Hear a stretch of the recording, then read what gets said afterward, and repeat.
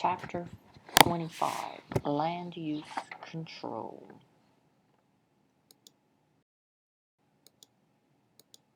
Land use control is a broad term that describes any legal restriction that controls how a parcel of land may be used.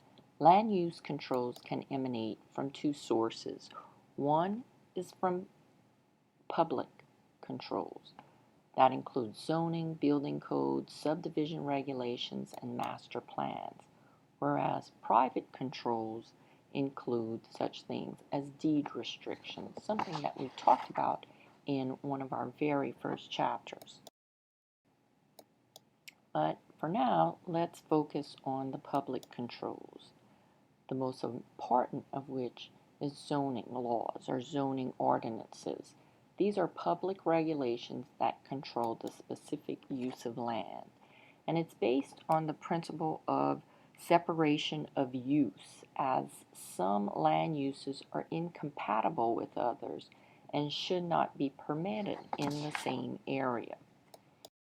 Laws divide up land into zones or districts, and within each zone they might regulate the purpose for which the buildings are constructed, could control the height and bulk of the buildings, establish lot area requirements, maybe set the number of parking spaces, and manage the number of persons that a building could accommodate. Note that zoning has nothing to do with construction standards or with the materials to construct those improvements. Furthermore, zoning laws provide no compensation for a loss in property value.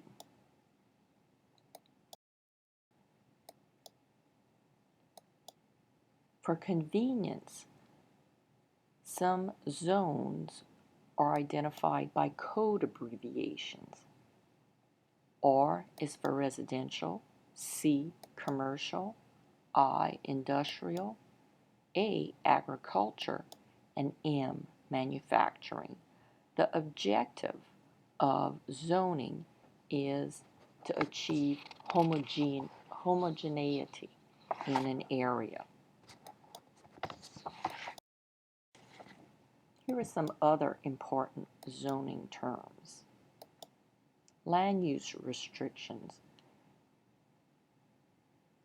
Here, the zoning ordinance would impose additional rules on the use of the property. Enforcement of zoning ordinances is established through the issuance of building permits. A non-conforming use is an already existing structure or use that's inconsistent with current zoning regulations.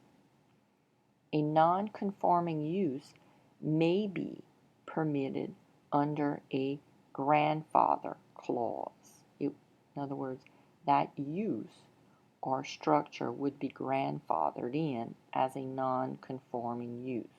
In other words, this is a use, a structure that existed prior to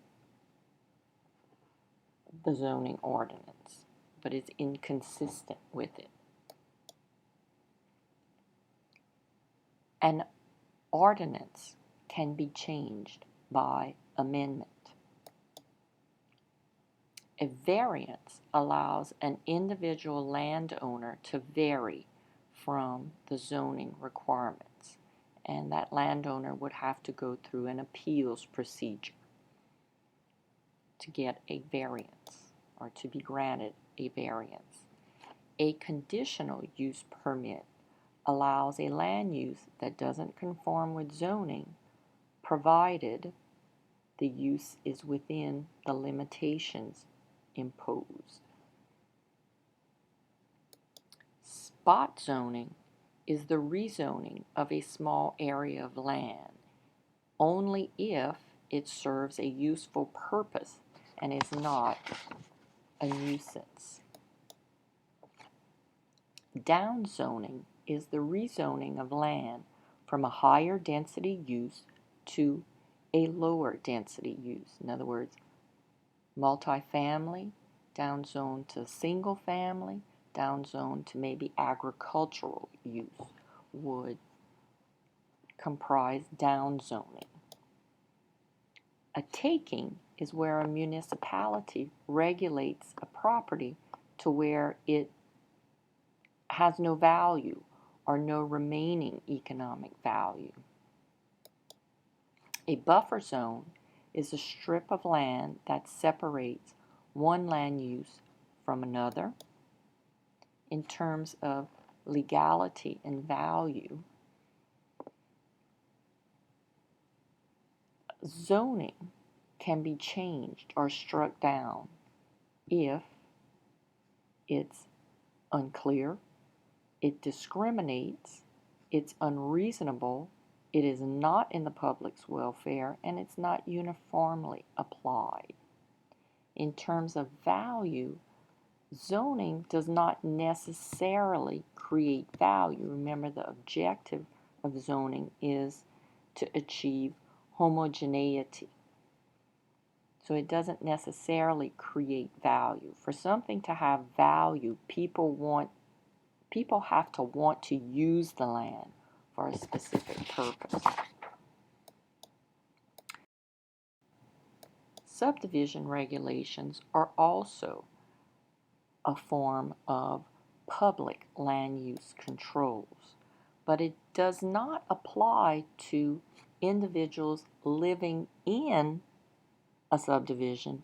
It applies to subdivision developers and subdividers. So before a building lot can be sold, a subdivider must comply with governmental regulations concerning street construction, curbs, sidewalks, street lighting, fire hydrants, storm, sanitary sewers, grading, impacting of the soil, water, utility lines, minimum lot size, so on.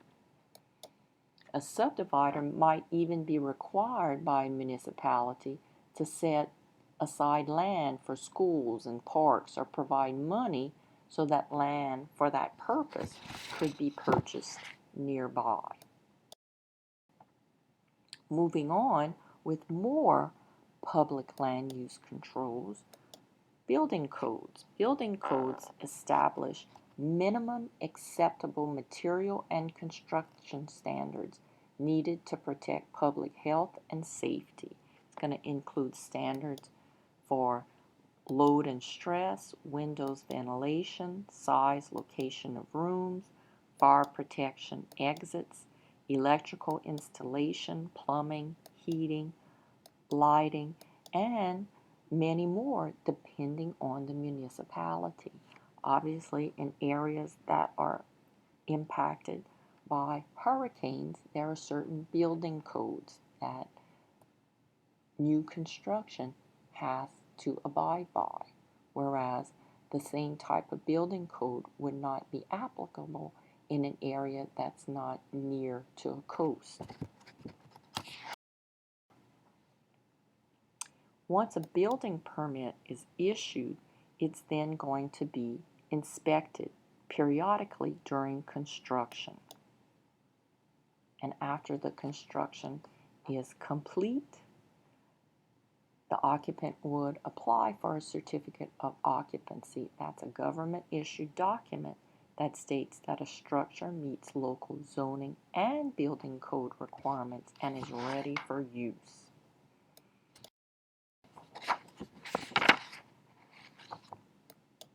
Turning to deed restrictions, remember this is a private form of land use control. These are clauses placed in deeds and leases to control how future owners and lessees may or may not use the property. It's also known as restrictive covenants.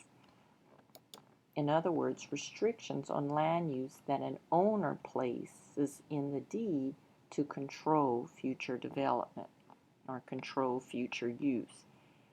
Eventually, control is transferred from the developer to the property owners association. planning ahead for development, since uncoordinated land use can have a negative impact on both the quality of life and the economic vitality of a community, more attention is now being directed toward land use master plans. And a master plan is a comprehensive guide for the physical growth of a community, also known as a general plan or a comprehensive plan. And a city or maybe a regional planning commission is established so that a master plan can be developed for a town, a city, or a community.